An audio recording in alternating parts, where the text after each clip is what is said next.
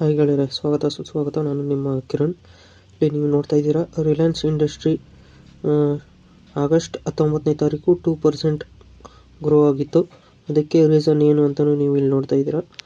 ರಿಲಯನ್ಸ್ ಅವರು 1 GB data ಪ್ಲಾನ್ನ, ಅಂದರೆ ಜಿಯೋದವರು 1 GB data ಪ್ಲಾನ್ನ cancel ಮಾಡಿದ್ದಾರೆ, ಅಂದರೆ ರದ್ದುಗೊಳಿಸಿದ್ದಾರೆ ಅಂತ ನೀವು ಇಲ್ಲಿ ನೋಡ್ತಾ ಇದ್ದೀರಾ.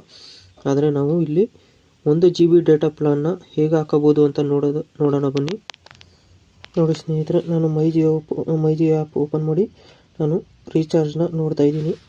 ಇಲ್ಲೆಲ್ಲೂ ನಿಮಗೆ ರೀಚಾರ್ಜ್ ಪ್ಲಾನ್ 1 GB ಕಾಣಿಸ್ತಾ ಇಲ್ಲ. 2.5 GB ಇದೆ, 2 GB ಇದೆ, 1.5 GB ಇದೆ, 3 GB ಇದೆ. ಇಲ್ಲೆಲ್ಲೂ ನಿಮಗೆ ರೀಚಾರ್ಜ್ ಪ್ಲಾನ್ ತೋರಿಸ್ತಾ ಇಲ್ಲ. ಆದರೆ ಇಲ್ಲಿ ನಾವು ಲಾಸ್ಟಿಗೆ ಬರೋದಾದರೆ ಲಾಸ್ಟಿಗೆ ಬನ್ನಿ.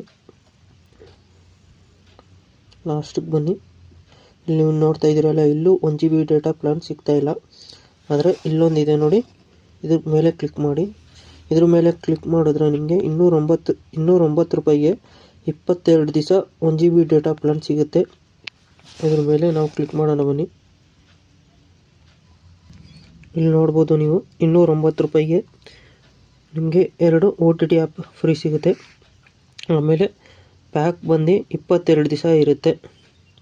ಅಂದರೆ 209 ರೂಪಾಯಿಗೆ 22 ದಿವಸ ರೀಚಾರ್ಜ್ ಇರುತ್ತೆ.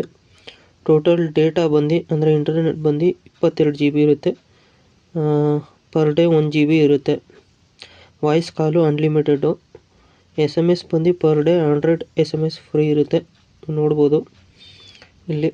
ಇದನ್ನು ನಾವು 1 GB ಡೇಟಾನ ಹೇಗೆ ರೀಚಾರ್ಜ್ ಮಾಡ್ಕೊಳ್ಳೋದು ಅಂತ ನಾವು ನೋಡಿದ್ದೀವಿ. ಈ ವಿಡಿಯೋ ನಿಮ್ಗೆ ಇಷ್ಟ ಆಗಿದ್ದರೆ ಲೈಕ್ ಮಾಡಿ, ಕಮೆಂಟ್ ಮಾಡಿ, ಶೇರ್ ಮಾಡಿ ಮತ್ತು ನಮ್ಮ ಚಾನಲ್ನ ಸಬ್ಸ್ಕ್ರೈಬ್ ಆಗಿ ಸ್ನೇಹಿತರೆ. ಥ್ಯಾಂಕ್ ಯು, ಧನ್ಯವಾದಗಳು.